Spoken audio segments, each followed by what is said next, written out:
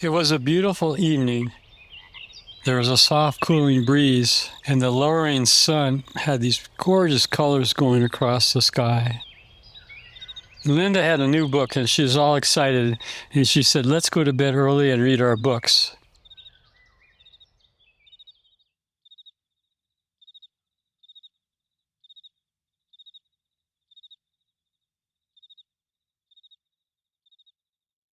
After a gut-wrenching period and a longer period of deep grief and mourning, and as part of my healing process, and to feel close to her, I wanted to create a painting in honor of her, in memory of her, and expressing my love for her. This will be the most important painting I will ever create, and I have to get it right. Just for myself, I have to get it right.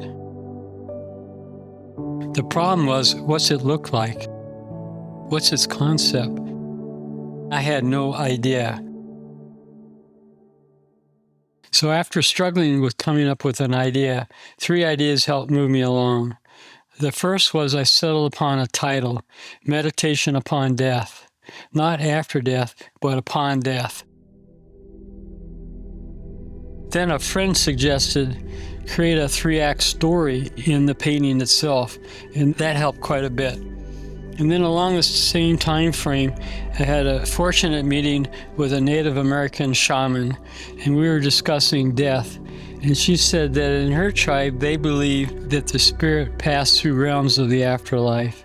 So now the story is evolving, and it becomes the journey of the spirit in 3 parts, capturing the tragic moment of death, and then the spirit passing through realms of the afterlife, and then Act 3 is the resolution.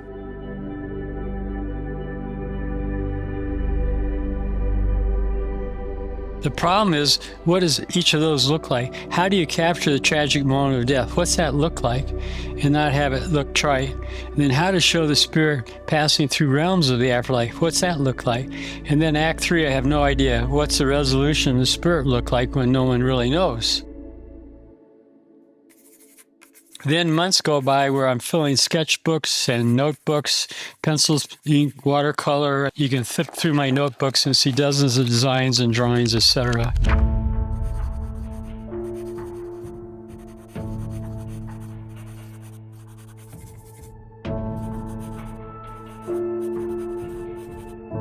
And then I would code these and iterate and do test run after test run after test run, working on the overall design, on the brushwork, on the colors. So let's consider each of these acts in sequence.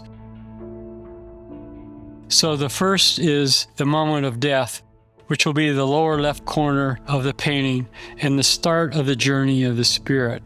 So what's that look like, this moment of death?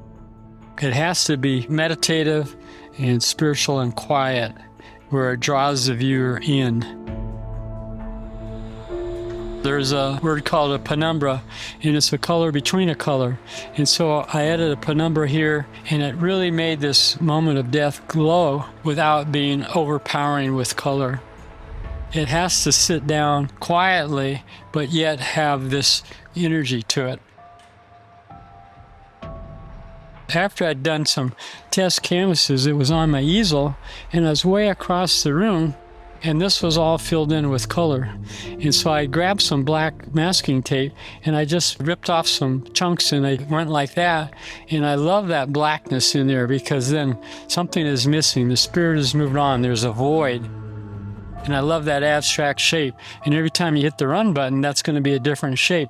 But you still have that void of something missing. So now let's talk about the curves. This represents the spirit passing through realms of the afterlife. And this is going to be the very essence for the painting. So it's critically important to get it just right. And it turns out that if the curves are too flat, then your eye flies right up through the painting. And then if you make them too round, then it's too serendipitous, too happy, too joyful. So the shapes of the curves have to have a right feel to them of the spirit going through the realms, and then the curves feed into each other as they move upward.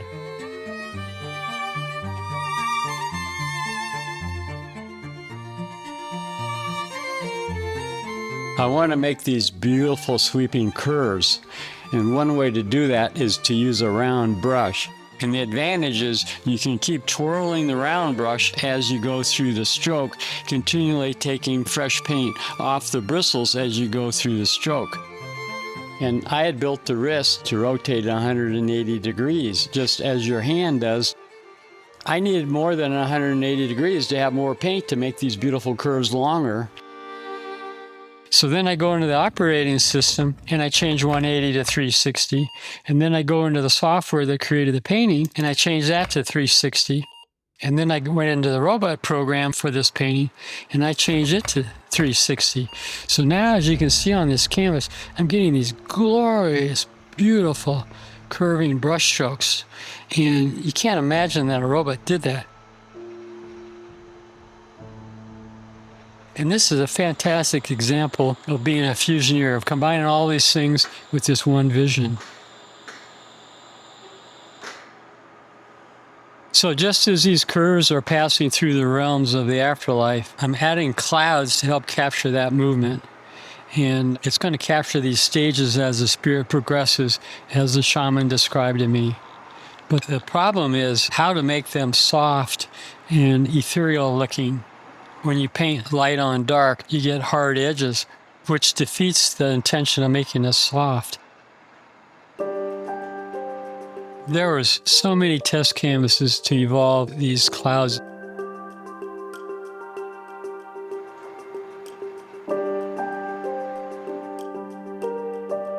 I have three colors that I call M1, which is the furthest color back, and then M2 is the next closer, and then M3 is the front one. M1, the back one, is thinner, and M2 is thicker, and then M3 is really thick, and it's a little bit brighter than M2 than M1. And so these are mathematically in the simulation of the painting in three different depths. And so then as you paint the curves, you can paint a layer of clouds and then a curve and then more layers of clouds to get this three-dimensionality. And I'm really pleased with how this all turned out.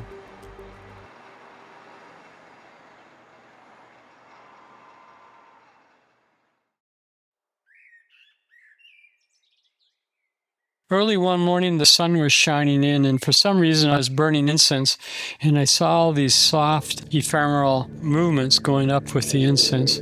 So I spent weeks, actually more than weeks, trying to code that. Much later, after the painting had really evolved, out of the blue, the idea struck me to just have these three small, delicate brush strokes drifting off into the distance. And such a simple design. It was made possible by the work I'd done earlier with the incense. Those three brush strokes have their own colors as they're drifting off into space.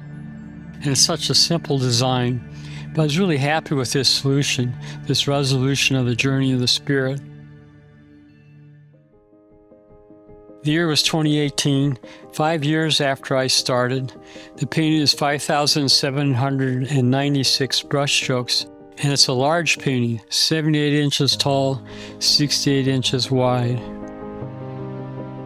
When I had a large canvas like cappuccino or timbers, I could slide the canvas left or right on the robot wall or up and down and paint it in portions like quarters or halves, and that was enough. But for Linda's painting, the painting was too tall to fit within the structure. So I came up with this idea of a roller system. The canvas will roll up and down, so you could have an infinitely long canvas. And then I built a sliding carriage system at the top that would go left and right. So with this roller system and the ability to slide it left and right on its carriage, I was able to paint this large painting by dividing it into 5 sections. With a large painting, you prime it. You paint these layers of background and the layers of varnish. You start off with a 15-ounce heavy canvas that's primed white gesso, and then I added 4 layers of black background color. And then you have the 9 colors of the curves and the colors of the clouds. But then on top of all that, I have 4 layers of glazed medium, and that allows this deep, rich look you can see. And then on top of all that, to protect the painting and all these layers of paint, you add what's called an isolation coat. And then on top of that, you add a varnish layer.